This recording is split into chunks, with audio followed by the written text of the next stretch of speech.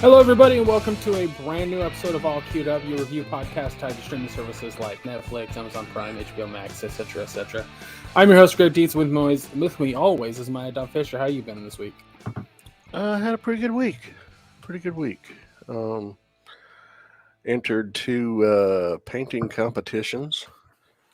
One at the local comic book shop that I frequent and have frequented since 1995, and one online.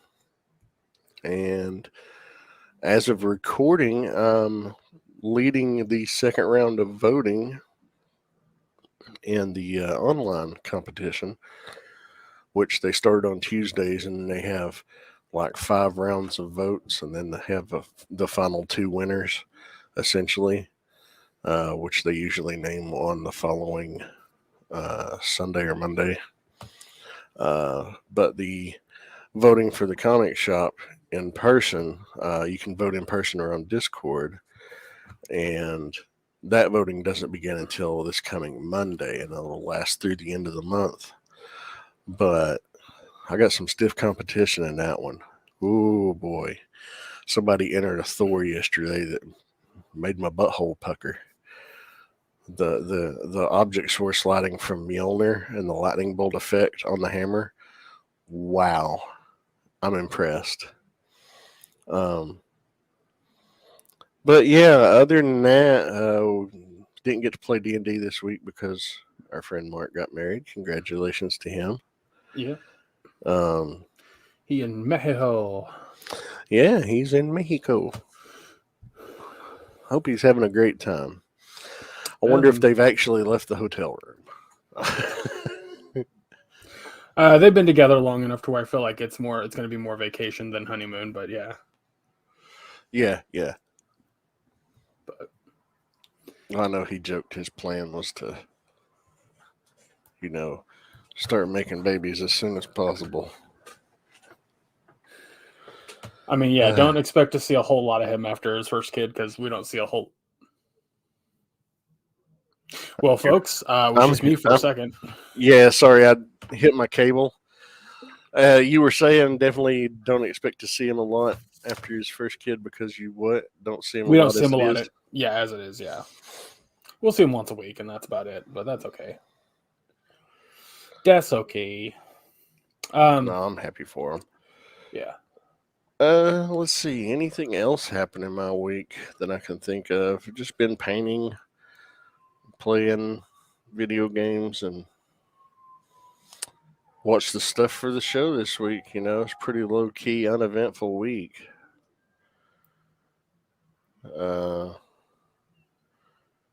Yeah. How's your week been? Off and on. Interesting. Like, I don't know. So Thursday went and saw Black Panther. Oh yeah, it's great. It's really great. It's not as good as the first. There's a few reasons behind that, but like, it's a solid like 9.5 out of 10. Black Panther to me is a 10 out of 10. Like that movie is incredible, and this one is like just a smidge less. You know what I mean? If that makes any sense, but so this one's on par with, say, Captain America, the first Avenger, whereas Black Panther would be comparable to Winter Soldier and how much better it is. Still a really solid entry. Yeah. Like there's nothing inherently wrong with the film. There's a few things that are maybe a little off. Like Andy and I were talking about it a little bit, and we were kind of like, yeah, that doesn't make a whole lot of sense, but whatever. It's still fun. It's still good. It's still emotional. Yeah, I don't know. I mean, I was reading that it's very, very likely that this will come out on Christmas on Disney Plus on Christmas Day. Well, that would be awesome. Yeah. So yeah, it is. It's the last entry into Phase 4, which is already different than Phase 1, 2, and 3, because Phase 1, 2, 3 ended on a big team up movie, big Avengers movie. So, yeah. But we're leading some big team ups in Phase 5, going into Phase 6. So it's gonna get crazy. I'm excited. Yeah, and we've got Fantastic Four and X-Men coming. Yeah. So, I mean, people are like, "Oh, Marvel's run out of stories to tell." No, they haven't. No, not even kind of. But yeah. Then it was work, and work was whatever. It kind of sucks, and then kind of doesn't. It is what it is. But ended up getting God of War, Ragnarok. So I've been playing that off and on, and it's fucking fantastic. If you love the first one, you're gonna love the second one. But what's interesting is that the head writer had said that there's not going to be a third game. When discussing in an interview, he said, "We don't think it's fair to make people wait that long." He says the first game ended where it needed to end, where the story had gone with Baldur and Freya. It ended with that, right? Mm-hmm. And so everything felt like it had some pretty decent closure. However, it was clear that there was going to be more. You had like that little prophecy dream that Atreus has. And then he says, so with Ragnarok, we don't think it would be fair to leave on a cliffhanger and then have people wait 3 to 4 years for the next one. So this is it. And I was like, that's actually fucking dope. That's actually smart thinking right there. Because not everything has to be a trilogy, No. But boy, are there some epic ones out there. Oh yeah, absolutely. I think trilogy works for film better than it does video games. Like you can have sequels to video games, but make sure that game has a beginning, a middle, and an end for each entry. Yeah. Because if you leave that second game on a cliffhanger and then make people wait years and years for that satisfying conclusion, it sucks. Oh, it does. You make people wait a year or two, not as bad. But there's got to be a limit to that. I mean, look at fucking Halo 2, for Christ's sake. That was a fucking mess, but yeah, so today, however, as of recording this on Wednesday, God, dude, I don't know what it was, but like around noon, I ordered DoorDash, and on the app I have it say like my house is facing my street or the street address because I live in an apartment area, right? There's apartments across the street. My house is apartments, but my front door is facing the street. And the reason I say this is because the GPS sometimes will have you go into the alleyway. Yeah. And I've ordered DoorDash a bit. I've ordered pizza quite a bit. I've had people leave it at apartment number 1 up front. I've had people go to the alleyway and then call and be like, I can't find your house. I only see number 4. I've had that happen tons of times. What happened today, I've never experienced. I've never had happen, sorry. So I go, you know what? She's heading down my street. I'll walk out towards the street to just make it a little easier on her, right? All of a sudden I get a text from DoorDash saying, your food's been delivered. I never saw her.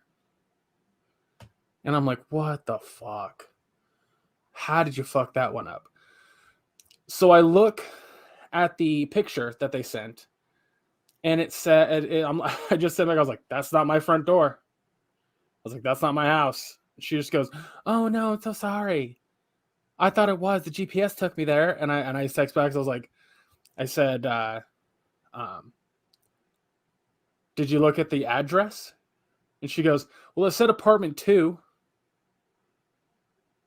You didn't look at the address. You didn't look at the GPS. Because I walked halfway down my street, and I'm doing this, right? So my street's like this. I'm on my side of the street where my house is, right? And I'm just looking at every single door as I walk by, going, did she leave it there? No. Looking for this right thing. So I look at the picture again, and I notice that the door frame is a different color than all the houses on my side of the street. And I look over across the street to the other apartments, and it's identical. Huh. And as I look over, I see apartment 2, which again is about halfway down my street, and I see my food sitting in front of that house. Well, I'm going to assume that she didn't get a 5-star rating. I just reported it because, DoorDash might send me an email being like, here's some credit. But I was like, that was wild. So that I dealt with that. And then today, we got, my dad gets his Social Security check today. So I go shopping. And my mom's friend, since we don't have a car right now, my mom's friend Tanya has been picking me up every Wednesday and taking me to the store. So bless her heart. She takes me to, we had to make 4 stops. And the third stop was the grocery store. It's packed in there, right? It's in the evening. People are getting off work, going shopping. But what makes it worse is that there are people in that store that are what I like to call coupon shoppers. Oh, those.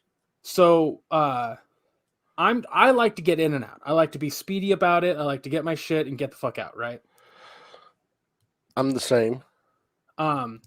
She is standing in front of, my dad wants pie filling. He wants cherry pie filling. She's standing in front of it with her cart kind of blocking the whole thing. And I'm like, you know what? I'm going to let her do her thing. I'm going to go get other stuff. I'll come back. So I go get a few more things. It's, I come back. Now it's been about 7 minutes, almost 10, and she's still there. And I watch her for a second. What she's doing is she'll pull all of the product off the shelf in that one area and put it in her cart and then start looking at the dates. And then she'll find the one that she wants and then put everything back. Jesus Christ. Yeah. Like there's going to be one that's magically going to last, fucking a significant amount of time longer. If you're not planning on using it that soon, you don't need to be fucking buying it, lady. Uh-huh. What I do when people are in the way and I need something, I just give them a simple, excuse me, I just need to grab this and I'll be out of your way. Fuck it. So I thought about doing that, but she was doing so much. I was like, fuck, I'm just going to come around. So I see her still there. And I'm like, well, there's still more stuff in the area that I can grab real quick. So I go grab that. And I'm like, cause I don't like interaction. I don't want to talk to somebody. I just want to get my shit and go. But at this point, I'm already irritated because there are so many people in the store, people bringing their fucking whole family in, blocking a whole aisle. Like, what is the point if the aisle is 2 carts wide? Why do you have your cart here and then walk across the aisle and stand there? You have to move your whole shit for me to get past you. And then you act incensed that there's somebody there. I'm like, oh my God, dude, it drives me fucking nuts. People just don't know how to shop. Or don't care, one of the two. But anyway, so I come back and she's still doing it in that same exact spot. It's been about 20 minutes now. And I go, ma'am, there's something that you're standing in front of that I need. And she goes, okay, I'm just looking at the dates of these things. I was like, those dates don't matter, right? That they put those labels on there, not because that's when the food's going to go bad, but because they need you to think that's when it's going to go bad. So you eat it faster and then buy more later. I was like, it's entirely a ploy. This isn't some, oh no, that's all I said. And she goes, well, how do you know? And I was like, because it's marketing 101, ma'am. I was like, this isn't some conspiracy theory. Like it isn't like Big Pharma or some shit. It's quite literally what they do intentionally. And she goes, well, I just want to be safe. And I'm like, that's fine. But you've been standing there for a while and I've been coming back trying to get some cherry pie filling that you've been standing in front of for 20 minutes now. And she goes, well, you don't have to be rude about it. And I was like, I just don't have the patience for this. So she kind of moves and scoffs. And I was like, okay, I'm done. Whatever. So after that and everything else, and I'm just like, again, I'm just getting more and more impatient. My fucking, my meter's not all the way, it's running out of patience. So my dad needs new reading glasses. So I go over there, calling him on the phone and trying to get him to communicate what glasses he needs. While in the background, I have my mom interrupting. I wanted to kick a whole aisle. Just the whole damn aisle. Like, I go, Dad, I need to know what you need. He goes, well, it should be there. Dad, there are like 80 fucking glasses here. And he goes, well, it's the biggest one. And I go, what does that mean? Biggest one? Biggest size? Biggest number? I don't know what that means. Well, it should be on the earpiece. So I pick it up and it's just like a line of fucking numbers and shit and just doesn't make any sense. So I go, okay, I'll just read them off to you real quick. So I just got like 5-3 square 1-2 dash 2-3 space LS. Like I'm just doing that. And he starts laughing. He goes, no, that's not what I'm talking about. And I was like, well, then specify. Use your words. And he goes, is there a size chart? And I go, size chart. And I'm looking around and he goes, yeah, it's going to say size chart on it. And I very loudly went, oh my God, that clears everything up. Now I know exactly what I'm looking for. Thanks. And I hear my mom start laughing. And she goes, Greg, you need to let him find it. He's like, okay. I find the size chart and he's like, what does it say? And I'm like, it says numbers. And they go down. They go from 3.25 to 3 to 250 to 225 to 2. He goes, okay, just get the biggest one then. And I was like, okay, 325. He goes, yes. So I go, okay, how much are they? And I start to pull because the price was behind on here they are. It's like right here. You have to pull them up and out to kind of see the price. And Dad goes, they're 325, Greg. You said that earlier. And I went, no, I didn't. That was the size of the glasses, not the price. And Mom goes, you said dollars. And I was like, I'm done. I'm grabbing these. Bye. Click. I was like, I'm not having this argument. I'm not fucking having this argument. Oh, God. So, well, my story ain't done there because I was just I was like, not tonight, not right now. Because if I do have that argument with him in the store, I'm going to start arguing loudly. My best option was to hang up the phone. Yeah. So I go to the register, and I normally don't want to make fun of somebody for having potentially autism, but I got to tell you, this person that was behind the counter definitely had a touch of autism, for sure. She would be talking to herself and then make some weird comment, out of line. So she's helping the woman in line. I start putting my stuff on the conveyor belt. The way that I do it is in a quick fashion. It's just how I do things. Yeah. I'm about done putting everything on the conveyor belt. And she goes, you put that stuff on there so fast, I'm just going to go real slow. Now, I know she's joking. I know she's kidding. But my brain didn't say, fuck you. It went, why are you even making that joke? To what extent do you think that's going to end? So of course I fake it and I'm just like, yeah, I just do things a little quick. That's no big deal. I'm not rushing you. She's like, there's nobody behind you in line. You can slow down. And I'm like, and hear me out on this, ring up my stuff and shut your mouth. There's the thought. I didn't say that, but that's what I thought. So, I get up there, she's ringing my stuff up, and she just keeps kind of talking to herself. She's like, every single item she scans, she reads it out loud, kind of thing. Yeah. And I'm like, okay, whatever. It's not that big. Whatever. Then she'll start singing. She started singing some Christmas song. Oh, God. And she just very out loud goes, whoops, that's SpongeBob. Huh? What? Okay. All right, sure.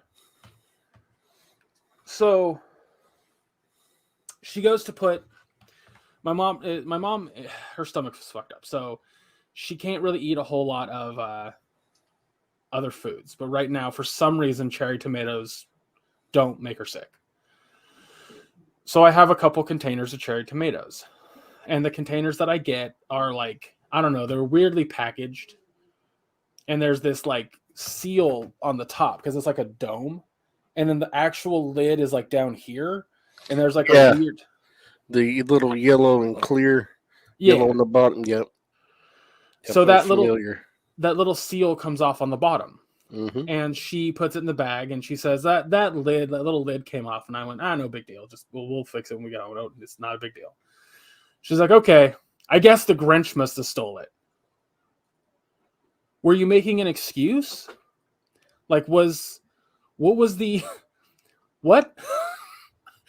Ma'am, I don't want to be here to begin with, and I definitely don't want to decipher what the fuck you're talking about. So, I just kind of like, all right. And the woman in line, she looks at me, and she just kind of gives me this look like, fuck? Like, I'm like, wow. So she finishes ringing everything up, and she makes some weird comment about like how expensive everything was, because she's like, dude, you got a lot of food. Oh my god, blah, blah, blah.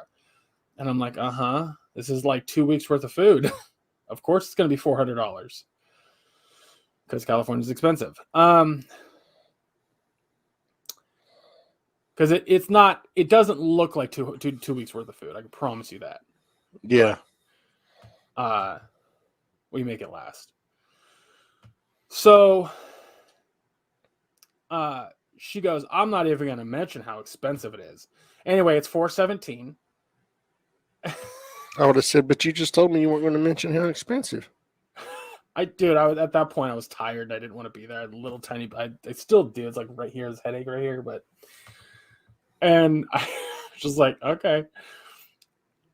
She goes to take out my receipt and rips it in half on accident. No big deal. It really is not a big deal that she ripped the receipt.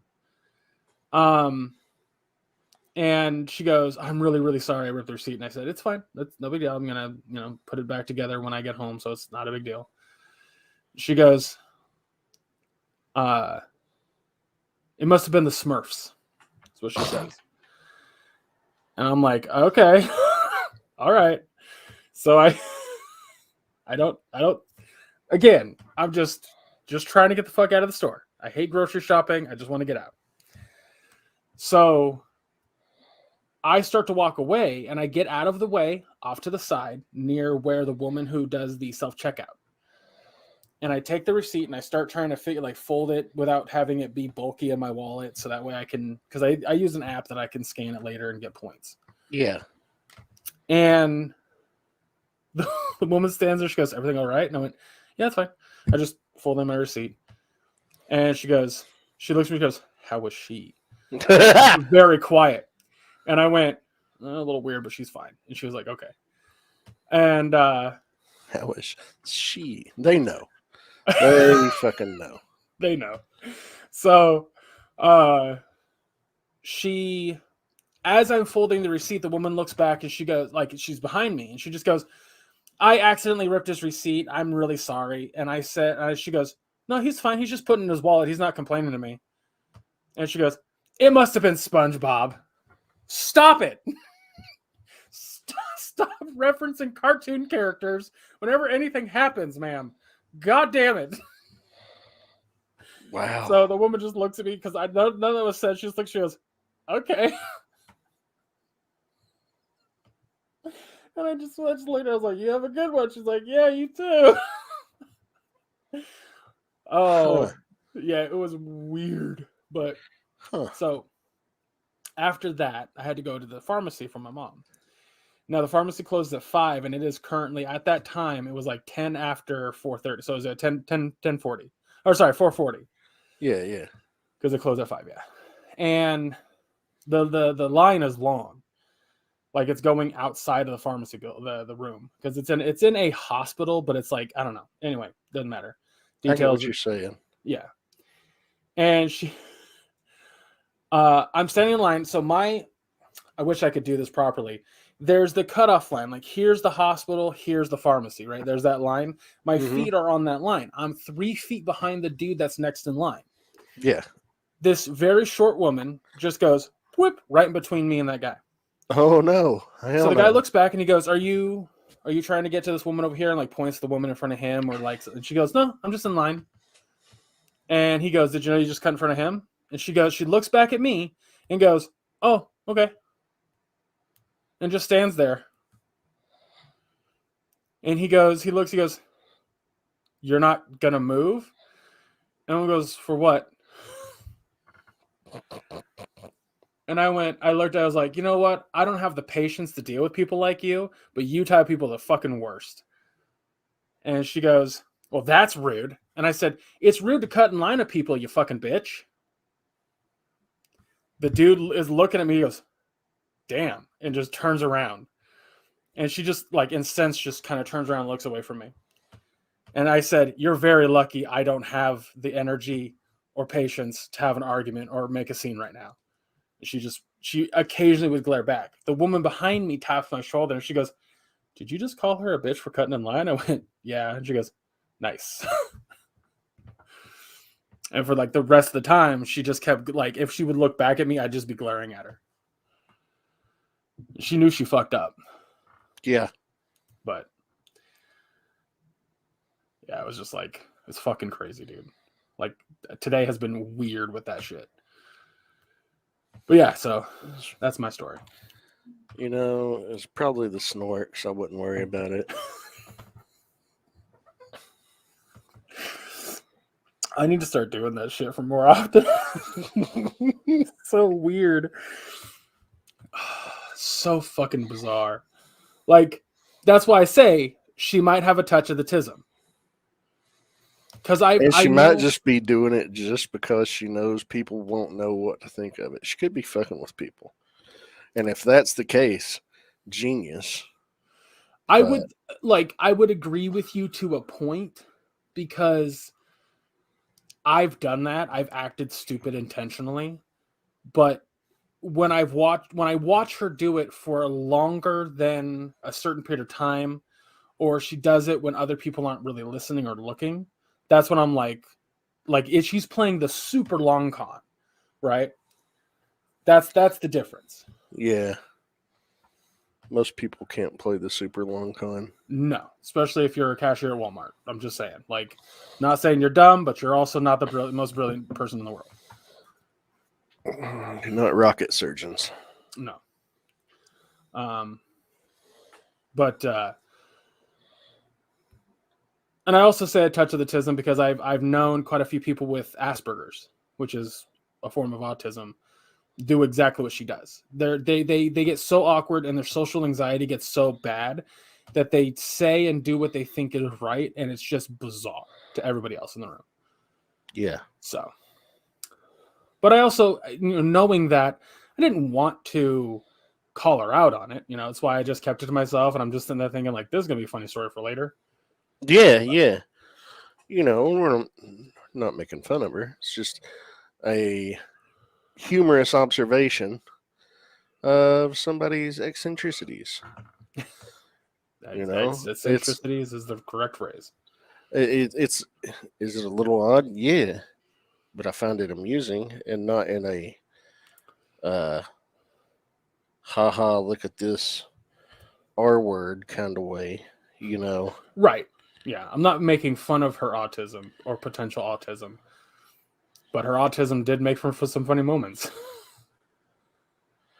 And that's the thing. We got to be able to laugh at funny moments and share them in a healthy way. And I don't think you're doing so in a negative light. Not at all. I would hope I'm not. But then again, no. Internet can be very judgy. They can be. But she definitely had a thing for Christmas, though. Oh, yeah. She was singing. Yeah, she's constantly singing Christmas songs. She blamed the Grinch at one point.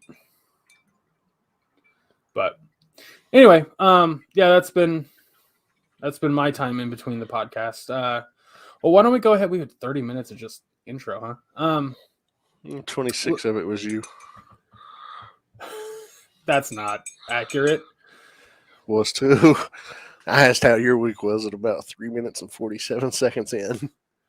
And yeah, no. Yes. We're going to time that shit later. I don't think it was that long. I normally don't have that much going on in my week. No, you don't. And I'm not knocking you for it. And usually, I talk longer. I'm not making fun of you or giving you shit about it. I'm just saying it was seriously about 26 minutes. Well, on that note, I hope it was entertaining. I know that it was. So this week we're going to be talking about Midnight Club by Mike Flanagan on Netflix. If you don't know who he is, you should get to know his body of work because it's fucking great. At least at the very least, watch Midnight Mass. That show is fucking wonderful. Mm-hmm. So we're gonna talk about his new one, Midnight Club, and then we're gonna talk about episode 11 of Andor. So are we talking about Midnight Club first? Yeah. Oh, okay. I wasn't prepared for that. I was thinking we'd talk Andor first, but it's okay. That's what we get for not communicating. That's right. Well, we usually have like a little powwow before we record just to kind of get our thoughts together and whatnot and warm up a little bit. But everything I wanted to talk about with Maya, I was like, I want to talk about on the podcast instead. Which, in retrospect, I guess I could have just talked to you. Anyway. Regardless. So Midnight Club. So the Midnight Club, it's actually been out for about a month now. But it is a series done by Mike Flanagan and Leah Fong, with Flanagan actually serving as showrunner, lead writer, and executive producer. It's an American horror mystery thriller series. It is actually mostly based on the 1994 novel The Midnight Club that was written by Christopher Pike. But the series also contains elements from many other Pike books featured in the Midnight Club tales themselves. And what these are, pardon me, it's a group of 8 closely terminally ill young adults residing in the Bright Cliff Home Hospice outside of Seattle, run by an enigmatic doctor. They meet at midnight every night to tell each other scary stories. They make a pact that the first one to succumb to their disease is responsible for communicating with the others from beyond the grave. So when they tell these stories that they make up, their Midnight Club tales, usually the characters within these stories are being portrayed by the actors that are, like Amon Benson plays Ilanka. She's pretty much the main character. So when she's telling her stories, or when stories are being told that she appears in, she's not in them as Ilanka. She's in them as Sarah or Sheila or whatever, Yeah. It's very interesting and very entertaining. And unlike Flanagan's previous series, this one's not a one and done. It's intended to last multiple seasons. Yeah, and it can. I mean, it's realistically speaking, it's an anthology show with a overarching story. So yes, and if I'm being honest, like that was the most interesting part to this show to me was the anthology stories. I think that it's definitely important to have the kids tell the stories and have it connect to their personal experiences in their lives to really kind of make that story kind of pop. Mm-hmm. But I found those stories to be far more fascinating than the rest of the stories about the kids and their, terminal diseases. That's fair. Not that they weren't interesting. I just, one's more interesting than the other. It's kind of like, and some of those stories were really damn interesting. Yeah. I do like how some of them had bad endings, but then the kids that are telling the stories would tell the other one like that was bad ending. I liked that because I was like, that's smart. Like if you know it kind of sucks, it's a kid telling the story. So, the one thing about it that I can't quite figure out is there actual mysticism going on? Oh, you mean like the spirits that the Alanka was seeing, and Yeah, everybody else is like, no, we don't see that. yeah, because like at the end it was revealed that like what's her name was pretending to be the ghost voices or anything like that. Like I don't remember any of the characters' names. That should be a shocker to nobody. But the gay kid who was his story had a lot to do with him being gay. And And it was also said in 1994/1995. So yeah, trust me, his story about being gay, I'm sure is going to resonate with a lot of people out there, and I'm not taking that away. But I do want to specify that it was a clarifying like character point. yeah, No, he heard that like Spencer was his name because the girl was like Spencer over the fucking intercom, mm-hmm. and he like when it was revealed that she was doing that to him, uh, it was like, I'm sorry. It was revealed that a lot of the supernatural stuff that we had experienced or seen wasn't real, Yeah, and that like the Irish girl in the wheelchair, the thing that kept reaching out to her was her visual representation of death. yeah. And And a lot of them actually say, these drugs that we're on, they make you see shit. yeah, so I'm sitting there thinking, okay, none of the mysticism that we saw, none of the supernatural shit we saw was real. But then the end of the episode leads me to believe that it still might be, and I'm like, I don't like, is it not? It's very weird. But that's why there's going to be potentially a season 2. I hope there is a season 2.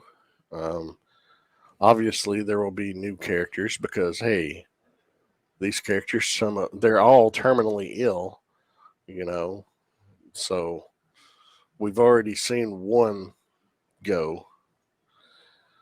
And that was the thing. These kids, they find this diary and they find these symbols. And like there used to be a cult that occupied that house, and they find rituals and like, oh, we can do these rituals and sacrifice this to these 5 sisters and they'll heal you. And they do this ritual on their friend, and then their friend just, oh, nope, she fucking died. Yeah. you know and then one of them's like, oh, one of them's going home, they're not terminally ill, and they're like, oh shit, the ritual worked. No, it just happened to be a misdiagnosis. And this last test was done 2 weeks before we did that ritual. So no, it's like there are supernatural elements to it, but a lot of them are shot down. The only thing is the one guy, Kevin, sees some of the same uh, apparitions as Alanka does, or he claims to anyway. We don't see things from his perspective, we see it from her perspective. Yeah. Um, so it's hard to say. I mean, there's still some mystery there, but at the same time, the others say, no, we've never seen anything like this, and there's a term for it that they use, and it was a French term. It's called folie à deux, and Yeah, it means like a shared shared delusion. delusion. Yeah. So the reason I know that is because the sequel to Joker is called Joker Folie à deux. Oh, I'm sorry. So That's gonna suck. Regardless how you feel about the sequel to that, like, somewhat okay movie. And that's putting it nicely, somewhat okay. Because if it didn't have anything to do with Gotham or the Joker, it would have been a lot fucking better. I'm just saying right now. Just going to put it out there. But that's, besides the point. But yeah, that's the only reason I know that phrase. But yeah, so...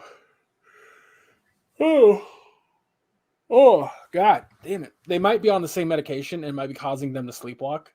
And because one of them might be, they're both talking about the same shit in the same house.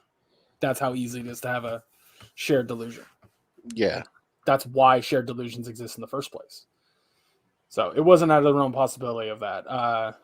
That being said, that's what I want to know about this show is, was there any actual mysticism? Because if not, it would it didn't make sense. But if there is, what of it was and what of it wasn't. So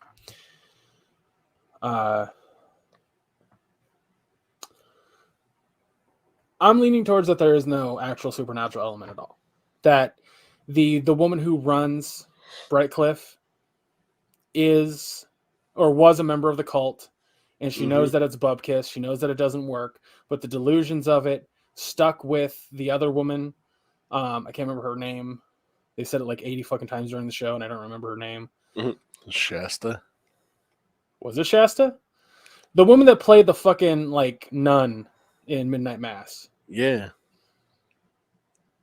Her character's name was Shasta. I thought it was like Julie or something like that.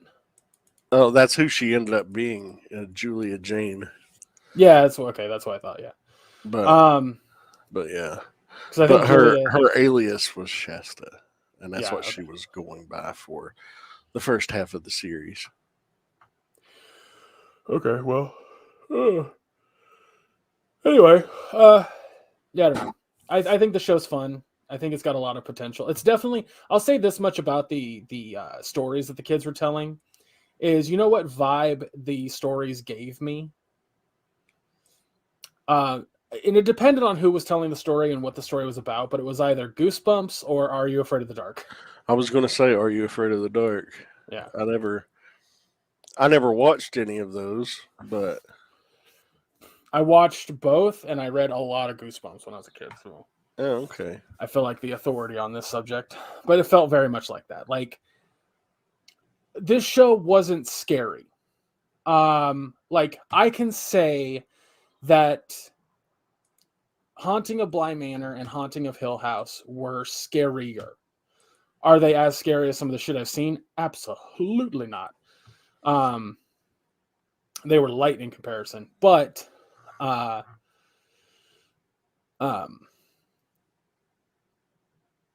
fuck it, because Midnight Mass wasn't even scary, right? No, but Midnight Mass was fucking near flawless storytelling. Yeah. I think that's where Mike Flanagan shines, is doing a story that takes place with horror elements but isn't scary. Like, there are some moments in these shows that have cool jump scares. Yeah. But they're far and few in between. And they're done so well that it's that nice little jolt of adrenaline during your show. You're just like, oh, okay. Yeah. So, and I did like the one girl when she was telling her story about, and she was overusing the jump scares, and they called her on it. Yeah, that was funny. That was super fun. But yeah, I genuinely hope that we don't ever actually meet these characters again. Not necessarily in this same fashion. I want the next season to be 10 years down the road. I want it to be like 2003. And all those terminally ill kids are dead, and it's a new batch of dead kids. And then you can bring back those actors as maybe ghosts. Wouldn't that be neat? Yeah, we'll see what happens. Maybe there will be a season 2. I mean, it's Mike Flanagan. He's got a pretty good track record with Netflix. I feel that out of the 4 things that he has submitted to Netflix, this ranks the least Yes. in terms of quality, but it's not bad.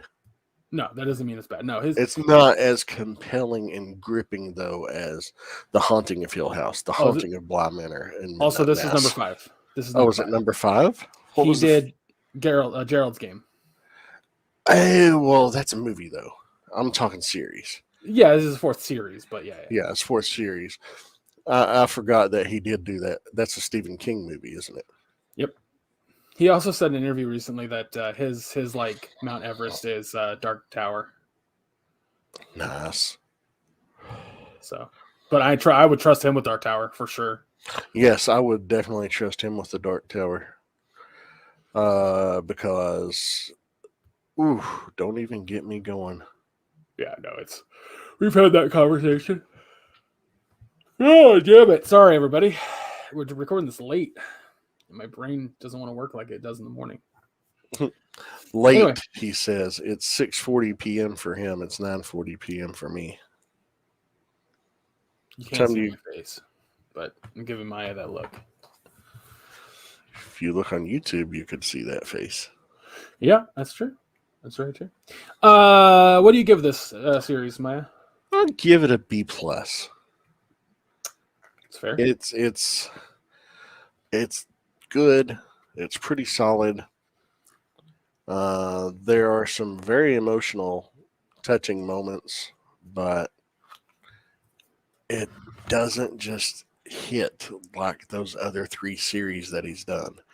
And it's, unfair to compare those because they're completely different types of stories. But something about this just didn't hit home for me like those others did. But the acting is great. The soundtrack, the choice of soundtrack, oh my God, it was my fucking senior year of high school. I was just yeah. I was loving it. When did this take place again? I don't remember what year. 1994. 94. Okay, so 2004 was when I went the other show, yeah. It started in 94 and carried on into 95 because it was right at the end of the senior year for Ilanka, which was 1994. So I'm going to say it's probably roughly around April of 94, May of 94, and then she gets her diagnosis with the cancer, and then it fast forwards 9 months later, so that would have had to be early 1995. Gotcha. Okay, that makes sense. I'm gonna go with a B. I think it's mostly serviceable and it does a good job. It's not uninteresting to the point that I didn't enjoy myself. I think that there are elements of this show I could have done without. But for the most part, I had a good time. I think you nailed it on the head. Like, this is the least, like, it's the least, I don't say least best because that's bad English, but it's the least best show of his. And I say best in regards to the fact that it's still good. It's still sort of, I think this show is going to be more for a younger audience. This is like an adult author going back and writing a young adult novel. That's what this feels like. Does that make sense? Yeah. It makes sense considering the Midnight Club novels are young adult novels. So, okay. From what I looked at, yeah, the Midnight Club books are not written for adults. Not that you couldn't enjoy it as an adult, but they are meant for 14 to 19. And that's where the audience for this show felt like. And it's fun for that. You know, I think that that's what it needed to do. That's what it was designed to do. So kudos to everyone around. Like, Mike Flanagan is clever with his writing. And I It's like Maya and I said, every time he has a new show on Netflix, we're going to watch it. The next one that he has, I think it was The Fall of the House of Usher. Yes, thank you, yeah. Which I saw the cast of that, and I'm like, I'm in. Which I like he's doing the same shit that I love when certain directors do, where they're just like, they're my friend and they're going to be in this movie. I'm surprised his wife didn't make it in this series. Yeah. I was expecting her to pop up in at least a small role somewhere. Nope. Okay. Yeah. Okay whatsoever. Yeah, I knew that Raw Cooley was in one episode, but I didn't know when he was going to show up. And then he did, and I was like, hey, I know that guy. And that was a cool story. Oh yeah, I like that one. That was smart. I like the way that they see. That's the point I think I'm making about like why I feel it's for young adults is that the story would be mystery, and you're trying to figure it out, and then the end of these kids' story, they just lay it out. It's all out on the table suddenly, and you're like, oh my god, fucking lore dump suddenly, and that's definitely a young adult style novel thing. So. Just my 2 cents. That's the whole point of this fucking podcast. If you haven't checked it out, go ahead and do so. I mean, it's good. It's not stellar, but if you had to watch one thing from Mike Flanagan and you wanted scary, watch Haunting of Hill House. If you want stellar fucking story with Catholic trauma, watch Midnight Mass. Yep. Yeah. All right. Well, let's go ahead and move on to Andor. Yeah, episode 11, the penultimate episode of Andor. This one was titled Daughter of Ferrix. It opens up. We see that Cassian's adoptive mother, Marva, has passed away, prompting a funeral ceremony on Ferrix, which Deidre Mero encourages in the hopes of rooting out rebel activity in the area and hopefully attracting Cassian Andor back to Ferrix. Vel informs Clea about Marva's death and learns of Mon Mothma's reluctant plan to marry off her daughter to secure funding through Davo Skulden. Cyril Karn learns about the funeral from Mosk, Sergeant Mosk, and makes plans to find Cassian himself. Saw Gerrera decides to assist Anton Krieger's attack on Spellhouse, but is advised against it by Luthen, citing that the ISB knows about the impending assault, which in turn angers Saw. He's like, you're just giving them up for slaughter. He says, who wouldn't you burn? When he's returning to Coruscant, Luthen escapes from an Imperial patrol, destroying several TIE fighters in the process. And that was an awesome scene. Holy shit, that was so cool. As for Cassian, we see him and Melshi continuing their escape from Narkina 5, and they actually hitch a ride with a couple of Narkinians traveling to Niamos to recover Cassian's belongings and money. And after that, he discovers that his mother has passed. He and Melshi part ways, intending to publicly expose the Empire's unjust prison system. And more. Yeah, there's a lot went down. I mean, we see. No, I mean to expose because we know that Melchi comes back. Isn't he in Rogue One? He's in Rogue One. Yeah. Yeah. So I was like, because the thing you just read said to expose their prison system. I was like, and more. They're gonna do a lot more later. Yeah, there was. I fucking adore this show. Every fucking primary character is fascinating, and I love them. Even the woman that's working for the ISB. First and foremost, I want to point something out about this show that I pointed out to my dad. All these characters, all these fantastic characters, are life and fucking limb doing things. They are risking everything to do this. And they're being secretive, and there's all these moving parts, right? And these characters have to interact with one another, and you have to sacrifice this guy to keep this guy who might be better. And all of a sudden, out of nowhere, after years and years and years of this fucking farm kid out of nowhere comes in and goes, I did it! Like, if there was one thing about this show that I'm like, it's so fucking good, right? It's so good. But man, does it make A New Hope just pale in comparison? God, does it make it pale in comparison? Am I making sense when I say that? Because I feel like I am, but Yeah. I get what you're saying. I'm picking up what you're putting down. like, oh, everything about this show is just fucking. You got every piece of it has my full attention, right? Yeah. My Oh, we mom saw came a down. droid grieve. It was so sad. I felt so bad for B. Oh. And again, it's like we've said, like, this show is the least watched fucking Star Wars show on Disney Plus, and we're just like, what do you people want? You wanted a more mature Star Wars. Here you have it, and you're not watching it. Yeah. It's a good thing this show got greenlit for season 2, though, regardless. Oh, yeah. I'm happy about that. And that filming starts on that this coming Monday. Yep. It's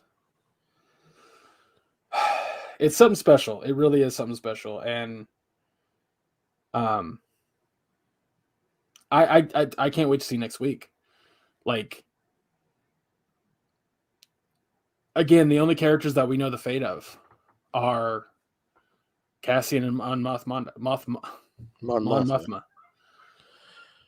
And to be fair, we really don't know her fate so much because it was never established on screen her ultimate fate.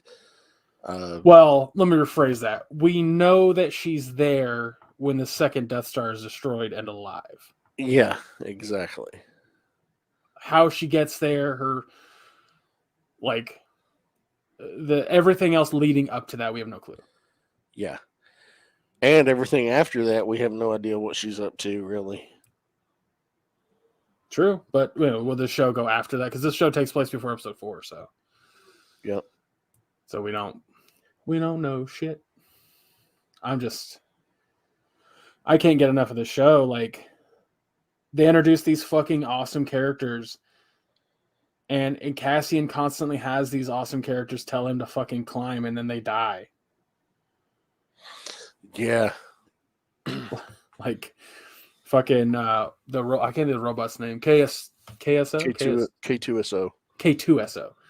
tells him to climb. The dude, in the ship who was smashed was like, climb, and they do, and they escape, and then he dies. And then fucking what's his name? Oh, talk about Andy Serkis's character. Yeah, Kino, thank you. Tells him to fucking climb when they're making the escape, but then the fucking I can't swim. Oh, there's just, oh my god, dude, I can't get enough of this show. Like, I'm just gonna say, like, A+, fucking A+ of this episode, A+ of this show. Like, they could have a subpar finale next week, and I'm sure I'd still enjoy it. Yeah, it's been pretty fucking phenomenal. I give this episode an A. It wasn't quite A+ material for me, but it wasn't far off. I mean, it was really strong. And that scene with Luthen where he just fucking puts it over on the Imperials when, given a glimpse into whatever his past may have been. Holy shit, what the fuck did he do before he became an art broker? Yeah. He's a mystery character. I want to know more about him.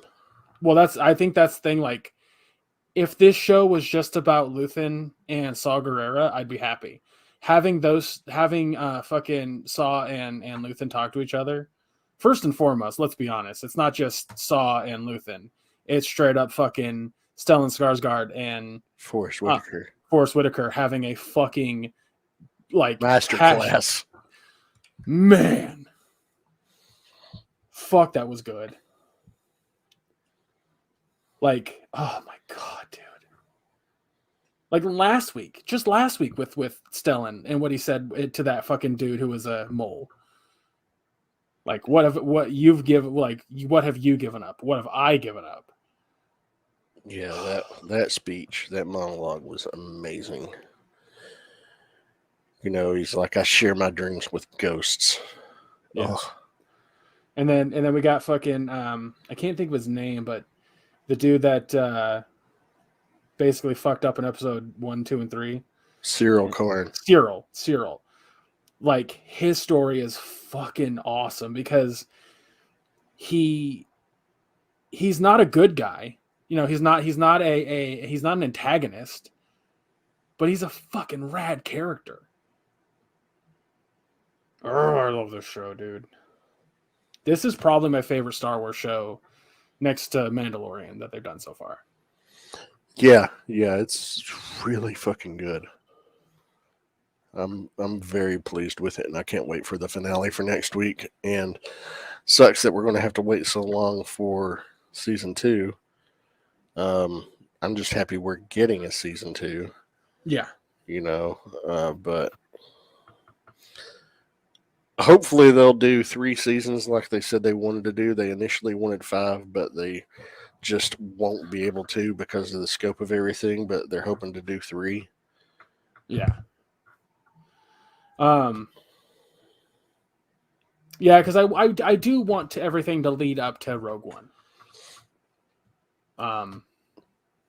I like Rogue One is It's my second favorite Star Wars movie of all time. Yeah, I was gonna say, like, it's in my top 3. I don't know where to place them because it's Empire, Rogue One, and Last Jedi is in my that's my top 3 in that order. Okay. My God. Well, such a good show. Such a fucking excellent show. Do we know how many episodes? Hold on, I'm looking it up. 8. Okay. All right, we're gonna wrap it up there, guys. It's an hour into the podcast, and I think that's good. I think that's a good, part to end it on. Just go watch Andor. If you haven't been watching Andor, I don't know what the fuck you're doing. There's 11 episodes. It's fucking wonderful. Next week, everybody, we're gonna watch the finale of Andor. Very excited. Finale of season 1, to be very specific. Thank God. And we're gonna watch something that Maya and I have both been excited for, 1899, which is by the makers of Dark on Netflix. Which to this day is one of my favorite shows on Netflix. And I get asked, people say, well, there's never anything good on Netflix. I don't know what to watch. Dark is my go-to suggestion every time. Every time. Same here. Somebody, I think it was Mark. It's Mark. Yeah, because he was like, I don't really like time travel stories. We're like, watch Dark. Watch Dark. Yep. But yeah, so that actually comes out tomorrow on the 17th, which is also my dad's birthday. Oh, well, you'll have to tell your dad happy birthday from me. I will. And he got a happy birthday balloon from everybody at dialysis today. Oh. That's awesome. But yeah, that's 8 episodes long, so and it's an hour piece, I think. So it's not going to be difficult, like a very digestible watch. But yeah, those 2 things. So join us for those. Make sure you follow us on all the socials, which are listed down below. We'll try to keep you updated if we add anything. I doubt we will, but we'll see. I don't see us adding anything this time. No, it's something that have to surprise us. Check out our Teespring store. Fall is upon us. Winter's right around the corner. Literally next month. And felt like it this past few days here. It's been fucking pretty cold. It didn't get above 37 degrees here today. It was like 32 degrees this morning when Misty took Madison to school. I think that's probably our lowest. Today, I think it got up to 57 was the highest. But, California versus Virginia, so there's that. But yeah, so on our Teespring store, there's hoodies there. There's, do they sell socks? I think they sell socks. Yeah, but we don't have any socks on there. Gotcha. Okay. But there's hoodies, there's sweatshirts, zippered and pullover. T-shirts. You can never go wrong with a T-shirt. If you're going to dress for layers, layer it up. Get you a hoodie, get you a T-shirt. Yeah. Double the love. But yeah, so go do that. And if you if you buy one, send us a picture. Let us know you did. We'll give you a little shout out if they say thank you. And all the proceeds from our Teespring sales go right into the podcast for services and other shit like that. So if you're wondering, if we're making any money off of it, not really. Nope. But we appreciate you. Absolutely. So other than that, if you want to watch the live video of today's podcast, head on our YouTube channel, which is also listed down below. We'll have to plan it out, but I would like to do a Jackbox stream, maybe next Wednesday. I know that I'm not doing anything next Wednesday, so we definitely need to try to play Jackbox Party Pack 9, which I'm all for that because won't be doing anything next Thursday. My mother made that clear yesterday. Maybe we'll do a Thursday Jackbox stream. We'll see. We'll do a Thanksgiving one. Thanksgiving Jackbox. Why not? I mean, it's kind of hard to do that just because everyone's spending time with their family. Yeah. So I think we'll shoot for Wednesday. We'll shoot for next Wednesday. Yeah. But yeah, you'll see that on social medias and whatnot. And to watch that, it'll be on twitch.tv/ChubRockGeek. So that's it for my notes. Maya, where can folks find you? You can find me on Facebook under my name, Maya Dawn Fisher. It's a public profile. It's also linked to my Twitter and Instagram accounts, so it's your one-stop shop to follow everything I'm up to. And Greg, where can people find you? You can follow me on ChubRockGeek under all socials. All socials under ChubRockGeek is how I meant to say that. And that's it for right now. Like I said, twitch.tv/ChubRockGeek. I also post clips from games that I play on my Twitter, so if you want to go check that out, that's a good time. I've been playing a lot of Overwatch, so I have a few Overwatch clips on there. We try to get Maya into it, but Maya's real bad at shooters.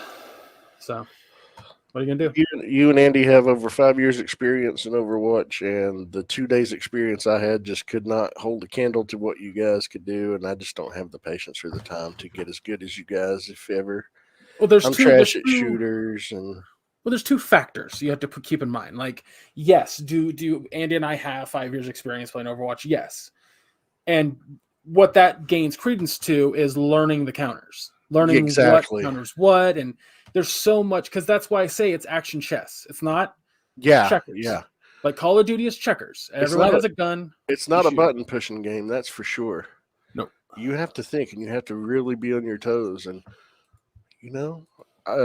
don't get me wrong, it's a fun game, but it's one that I don't have the time to commit to get good enough to where I'll feel like I wouldn't be a hindrance. You know what I'm saying? Right. Well, because like Andy and I were talking about it, and one of the downsides you have in regards to playing that game is you play Diva, and I hate to say this wrong. The way you want to play Diva is like, for example, that 4-piece you got on that clip you posted, great 4-piece, not taking that away. However, if you were to play in the competitive ranks that Andy and I play in, you wouldn't have gotten a single kill. No. So that's what I mean. But, it was fun when we did play it a little bit. Yeah, but, I will say this, there are custom games and arcade things that are super fun to play. So maybe we'll throw you into one of those. I don't know. Like Andy and I have been having fun with that shit occasionally when we're not, because like the problem is that Andy and I are, for the most part, support mains.